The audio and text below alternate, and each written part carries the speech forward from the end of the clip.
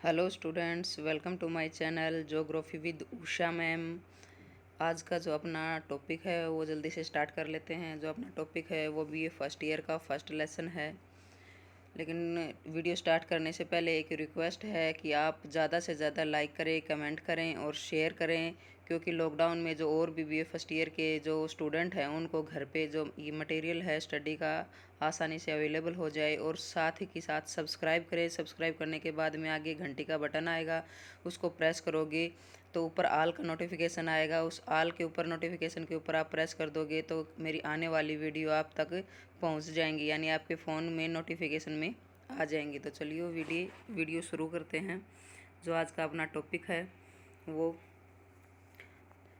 तो सबसे पहले तो जो भौतिक भूगोल का अर्थ है, यही जो आपका जो फर्स्ट लेसन है उसमें दो क्वेश्चन बनते हैं। एक तो कि भौतिक भूगोल की परिभाषा क्या है और इसकी विषय वस्तु बताएं। दूसरा क्या है, भौतिक भूगोल की परिभाषा क्या है, इसकी परिभाषा अन्य वैज्ञानिकों ने जो परिभाषा दी थी वो बताएं। तो उसमें एक दो परिभाषा लिख डालनी है और बाद में जो अन्य विज्ञानों के साथ संबंध है ज्योग्राफी का वो बताना है। ये दो प्रकार से आते हैं, एक तो विषय वस्तु के साथ आ जाता है और एक जो अन्य विज्ञानों के साथ संबंध है वो आ जाता है।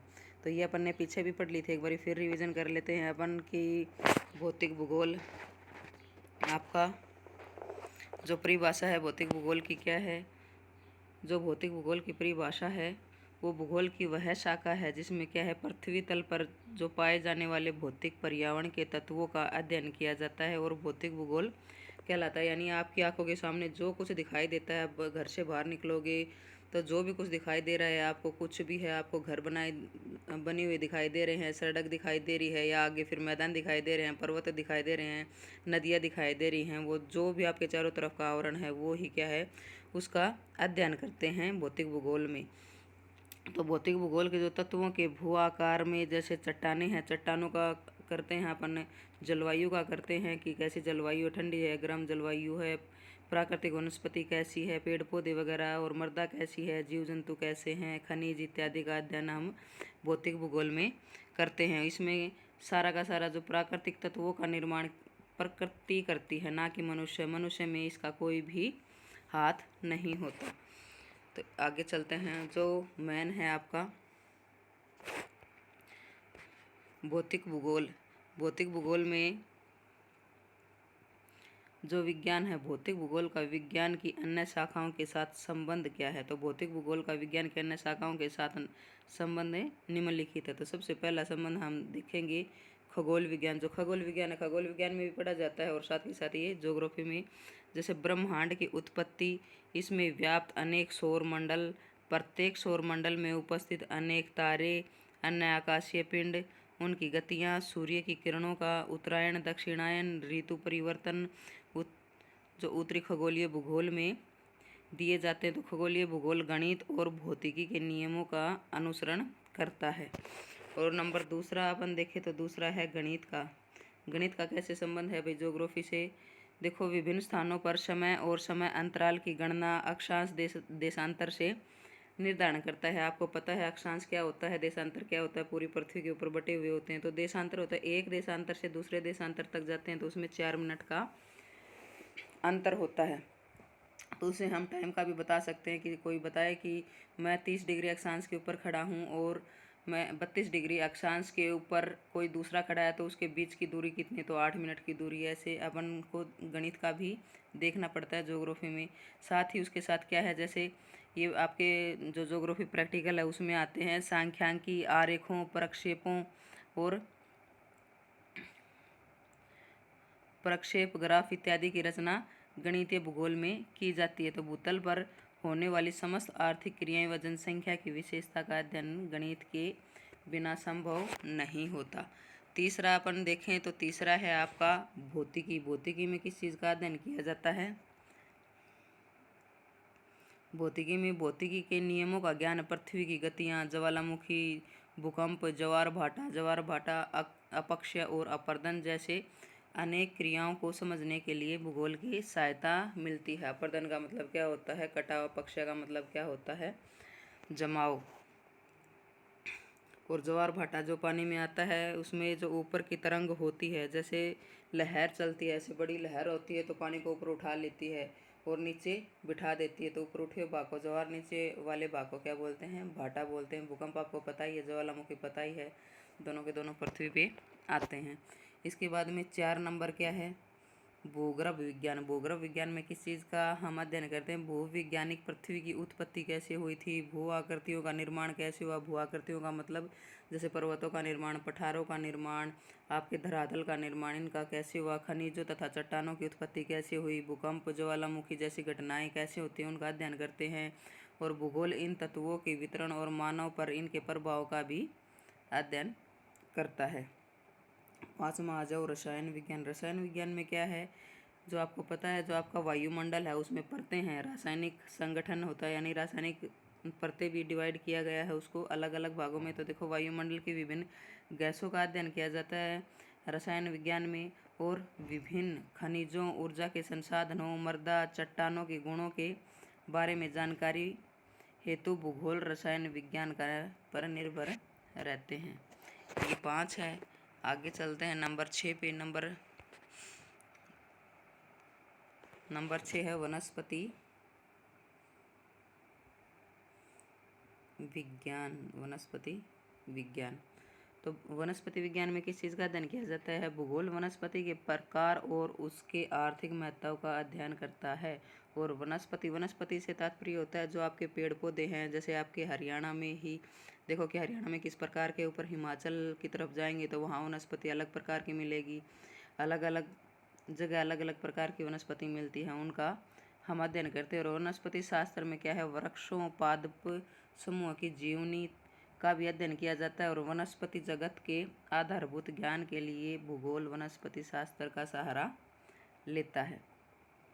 नंबर 7 है प्राणी विज्ञान। अब प्राणी विज्ञान से कैसे रिलेट है, प्राणी विज्ञान में क्या अध्ययन किया जाता है। प्राणी विज्ञान जंतुओं की विभिन्न प्रजातियों और उनके जीवन के बारे में अध्ययन करता है। जंतुओं की प्रजातियों यानी जीव जंतु हैं, उनकी प्रजातियों का अध्ययन किया जाता है। जैसे आपने अगर मनुष्य की देखी जाए तो जाति जनजातियाँ हैं ना, अलग अलग जनजातियाँ हैं, उनका भी हम अध्ययन भूगोल के अंतर्गत करते हैं। तो भूगोल स्थलमंडल, जलमंडल और वायुमंडल में पाए जाने वाले जीवन अंतर संबंधों का अध्ययन करता है। और पारिस्थितिकी का अध्ययन करते समय हम जंतुओं के विषव वितरण का भी अध्ययन करते हैं। इसके बाद है आपका जलवायु विज्ञान और मौसम विज्ञान। तो जलवायु विज्ञान मौसम विज्ञान में अपन ने पहले भी एक बार डिस्कस किया था पिछले वाले में। तो वो इसमें है कि इन विज्ञान में क्या क्या करते हैं, तापमान का करते हैं, भूमंडलीय ताप संतुलन का, वर्षा का, वायु भार का, कटिबंधों का, पवन पेटियों का, गणित का, और पवन व्यवस्थाओं, वायु राशियों, वायुमंडल के संगठन व संरचना के साथ साथ क्या करते हैं, मौसमी घटनाएं। मौसमी घटनाओं का मतलब क्या है, जैसे आपका मौसम बोलते हैं ना, ख़राब हो गया मौसम, अभी बारिश आने वाली है, या अभी टेम्परेचर ज़्यादा है, अभी मौसम ठंडा है, अभी मौसम गर्म है, या फिर मौसम में वाष्पीकरण ज़्यादा है, चिपचिपा मौसम है, बात करते हैं वो सारी घटनाएं। जैसे बादल है, वाष्पीकरण है, धुंध कोहरा पड़ता है, आंधियाँ चलती हैं, चक्रवात आते हैं, ये सब इसके अंतर्गत हम पढ़ते हैं। तो इत्यादि की जो उत्पत्ति मूलक दशाओं व उनकी जुड़े नियमों का, सिद्धांतों का अध्ययन हम किसमें करते हैं, जलवायु विज्ञान और मौसम विज्ञान में। इसके बाद नंबर 9 है समुद्र विज्ञान। नाम से ही पता चलता है समुद्र विज्ञान यानी समुद्र की जो चीज़ें हैं उनकी, कौन सी चीज़ें हैं समुद्र की जो हम अध्ययन करते हैं। तो भौतिक समुद्र विज्ञान में क्या करता है, समुद्री भू आकृति। तो आप लोगों को पता ही है, जो हम कई बच्चों को नहीं पता होता, वो सोचते हैं कि ये जो स्थल भाग है अपना जहाँ पे हम रहते हैं, इसी के ऊपर पर्वत हैं, पठार हैं, ये सारी चीज़ें हैं। लेकिन ये जो आपके महासागर हैं, महासागरों के नीचे जब गहराई में जाते हैं तो वहाँ भी क्या होता है भाई, छोटे छोटे वहाँ भी क्या होता है, पर्वत भी होते हैं, पठार भी होते हैं, सारी चीज़ें जो आपके धरातल पे होते हैं वो सारी चीज़ें समुद्र के अंदर भी होती हैं। तो वो भू आकृतियों की बात कर रहा है ये, समुद्री भू आकृति, भूपर्पटी मेंटल की उत्पत्ति और संरचना, महासागरों के निक्षेप तथा महासागरीय नितल के उच्चावच का अध्ययन किया जाता है। और इसके अतिरिक्त इन विज्ञान में जल के भौतिक लक्षण कौन कौन से हैं, तापमान है, दाब है, लवणता है कि भाई कौन से महासागर में तापमान सबसे ज़्यादा रहता है।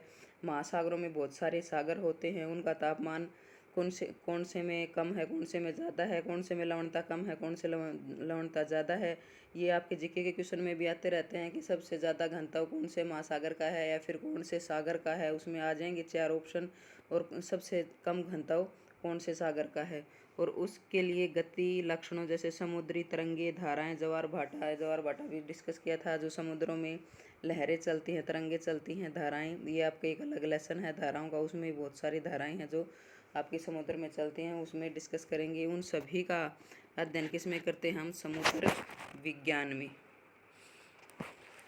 तो ये आपका जो रिलेट करता है, जो आपका भौतिक भूगोल है वो किन किन से, आप गणित से रिलेट है, खगोल विज्ञान से है, मृदा विज्ञान से, प्राणी विज्ञान से, आपका वनस्पति विज्ञान से, समुद्र विज्ञान से, जलवायु विज्ञान से, और आपका रसायन विज्ञान है, भूगर्भ है, भौतिकी है, इन सब से रिलेट करता है।